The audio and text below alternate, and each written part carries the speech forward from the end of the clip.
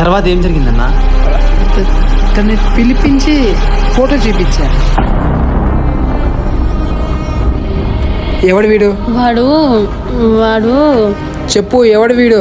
నా ఫ్రెండ్ రా. ఇప్పుడు ఏమి? మరి నాకెందుకు చెప్పలేదు? అన్ని విషయాలు నీకు చెప్పాలనే రూల్ ఉందా? మరి నా విషయాలు నేను నీకు చెప్తా కదా. అయినా ఆ రోజే మన గురించి నాకెందుకు చెప్పలేదు? చెప్తే నువ్వు వద్దంటావని. ఇప్పుడు కూడా అదే చెప్తానా, వద్దు అని. ఎందుకు నన్ను ప్రతిసారి అనుమానిస్తానే ఉంటావు?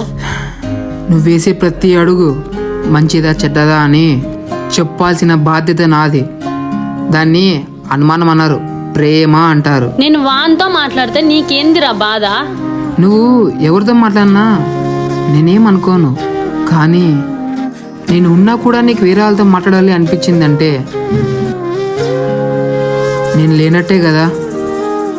అయినా నా ఇష్టం, పోరా.